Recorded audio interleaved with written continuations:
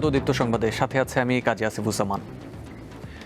মানব পাচার চক্রে পড়ে এখন নিঃস্ব চাঁদপুরের ২৫ বছর বয়সী ইলেকট্রিশিয়ান আকবর সম্রাট। ২ সন্তান আর স্ত্রীকে নিয়ে সচ্ছল জীবনের আশায় ভিটেমাটি বিক্রি করে ১৫ লাখ টাকা তুলে দিয়েছিলেন প্রতিবেশী শরীফ ও তার সহযোগী নাজিরের হাতে। লক্ষ্য ছিল গ্রিস, কিন্তু গন্তব্য হয় লিবিয়ার টর্চার সেলে। দেশে ফিরতে পারলেও ঋণের বোঝায় দিশেহারা এই যুবক। ২৫ বছর বয়সী আকবর সম্রাট পেশায় ইলেকট্রিশিয়ান। ২ সন্তান আর স্ত্রীকে নিয়ে সচ্ছল জীবনের আশায় ভিটেমাটি বিক্রি আর ধার দেনা করে ১৫ লাখ টাকা তুলে দিয়েছিলেন প্রতিবেশী শরীফ ও সহযোগী নাজিরের হাতে। লক্ষ্য ছিল গ্রিস, কিন্তু গন্তব্য হয় লিবিয়ার অন্ধকার এক ভূগর্ভস্থ ঘরে।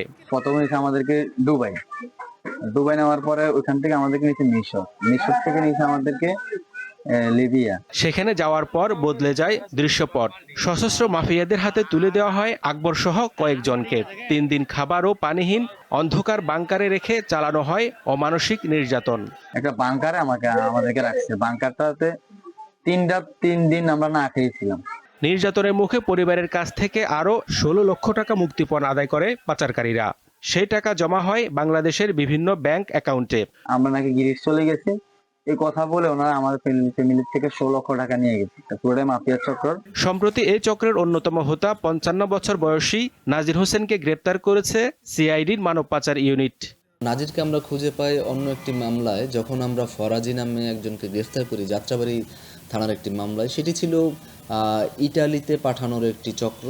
সেই চক্রকে গ্রেফতার করতে গিয়ে আমরা প্রথমে ফরাজিকে গ্রেফতার করি।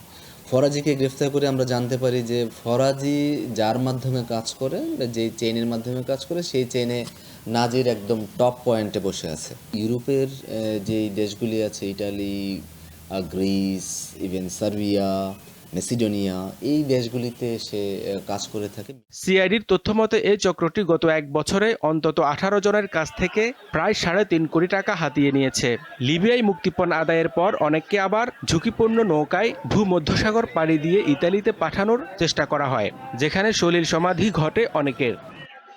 ইউরোপীয় সীমান্ত সংস্থা ফ্রন্টেক্সের তথ্য বলছে ২০২৫ সালের অক্টোবর পর্যন্ত ১৮,০৩৪ জন বাংলাদেশি অবৈধ পথে ইউরোপে প্রবেশ করেছেন, যা গত ২ বছরের তুলনায় অনেক বেশি। পৃথিবীর যে দেশগুলো থেকে সবচেয়ে বেশি লোক সমুদ্রপথ পাড়ি দিয়ে ভূমধ্যসাগর পাড়ি দিয়ে ইউরোপে ঢোকার চেষ্টা করে, বাংলাদেশ সারা পৃথিবীর মধ্যে সেই তালিকায় প্রথম। যে কোনো মানুষ দেশ ছাড়তে চায়, যে মরিয়া হয়ে যখন মানুষ বিদেশ যেতে চায় তখন কিন্তু সে নানান রকমের ঝুঁকি নেয়, অনিয়মিত পথে যেতে চায়। এবং এই যে বাংলাদেশ ছাড়ার কারণ, এটা শুধু অর্থনৈতিক না।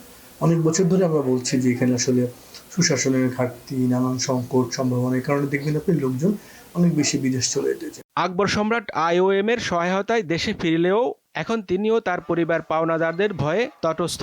যারা তাকে নিঃস্ব করেছে তাদের কঠোর বিচারই এখন একমাত্র চাওয়া। অবৈধ পথে বিদেশ যাত্রা বন্ধে শুধু আইনি ব্যবস্থা নয়, বরং গ্রাম পর্যায়ে সচেতনতা এবং বৈধ পথে কর্মসংস্থানের সুযোগ বাড়ানো জরুরি বলে মনে করছেন বিশেষজ্ঞরা। অন্যথায় আকবরদের মতো অসংখ্য জীবন অকালে ঝরে যাবে ভূমধ্যসাগরের নীল জলে কিংবা লিবিয়ার কোনো অন্ধকার প্রকোষ্ঠে। হেদায়েতুল্লাহ সীমান্ত, দীপ্ত সংবাদ, ঢাকা। যে দলকে আন্দোলনের মাধ্যমে দেশ থেকে বিতাড়িত করা হয়েছে তাদেরকে পুনর্বাসন করা ২৪-এর আন্দোলনের সঙ্গে বিশ্বাসঘাতকতার শামিল বলে মন্তব্য করেছেন জামায়াতে ইসলামের নায়েবে আমির অধ্যাপক মুজিবুর রহমান। পাশাপাশি সিটি কর্পোরেশনগুলোতে দলীয় প্রশাসক নিয়োগের মাধ্যমে একটি দল গণতন্ত্রকে হত্যার প্রচেষ্টা চালিয়েছে বলেও মন্তব্য করেন তিনি। শুক্রবার বিকালে রাজধানীর রমনায় দি ফোরাম অফ ইঞ্জিনিয়ার্স অ্যান্ড আর্কিটেক্টসের আয়োজনে ইফতার মাহফিলের জামায়াতের নায়েবে আমির বলেন, জাতীয় নির্বাচনে ভোট গণনাকালে জাতিকে অন্ধকারে রেখে ফলাফল বদলে দেওয়া হয়েছে। ৫ই আগস্টে যেভাবে ছাত্র জনতা তারা তাদের বিরুদ্ধে আন্দোলন করে দেশ থেকে বিতাড়িত করেছে, সেই দলকে আবার বাংলাদেশে পুনর্বাসিত করা, এটা আন্দোলনের সাথে বিশ্বাসঘাতকতার শামিল বলে আমরা মনে করি। এককভাবে সিদ্ধান্ত দিয়ে স্বৈরাচারী আচরণ প্রকাশ করলে পরে জাতি অতীতের মতো আবার হয়তো সংগ্রামে নামতে বাধ্য হয়ে যাবে। ক্যালেন্ডারের পাতায় ঈদের এখনও বেশ কিছুদিন বাকি, কিন্তু রাজধানীর বিপণী বিতানগুলো চিত্র বলছে ভিন্ন কথা। এরই মধ্যে কেনাকাটার ধুম লেগেছে। পছন্দের পোশাক খুঁজে নিতে এক মার্কেট থেকে অন্য মার্কেটে ছুটছেন ক্রেতারা। ঈদ মানে উৎসব, খুশি, যা বারবার ফিরে আসে মুসলিম উম্মার দুয়ারে। সেই পবিত্র ঈদুল ফিতরকে সামনে রেখে রাজধানীর শপিং মল ও বিপণী বিতানগুলোতে জমতে শুরু করেছে কেনাকাটা। এবারও নগরবাসী ভিড় এড়িয়ে চলার জন্য একটু আগেভাগেই পছন্দের পোশাক ক্রয়ে এক দোকান থেকে অন্য দোকানে ঘুরে বেড়াচ্ছেন, করছেন পছন্দসই কেনাকাটা। বিভিন্ন ধরনের দেশি বিদেশি আকর্ষণীয় পোশাকের পাশাপাশি জুতার দোকানগুলোতেও ভিড় চোখে পড়ার মতো। শিশু থেকে বড় সবার জন্য কেনা হচ্ছে জুতা। শিশুদের পোশাকের দোকানগুলোতেও ভিড় করছেন নগরবাসী। শিশু সন্তানদের জন্য নানা বাহারি পোশাক ক্রয়ে ব্যস্ত অভিভাবকেরা। তবে পোশাকের দাম নিয়ে রয়েছে মিশ্র প্রতিক্রিয়া। আজকে প্রথম আসলাম, কিন্তু বাচ্চাদের পছন্দের মতো ড্রেস পাচ্ছি না, আর ওভার প্রাইস লাগতেছে সবকিছু। বাচ্চারা মোটামুটি যতটুকু পছন্দ করছে এবং বেশ কিছু জামা নিয়েছি বাচ্চাদের জন্য। রোজার 15 পরে তো অনেক ভিড় হয়ে যায়, এই জন্য আগে আসছি বাচ্চাদের কেনাকাটাগুলো কমপ্লিট করব।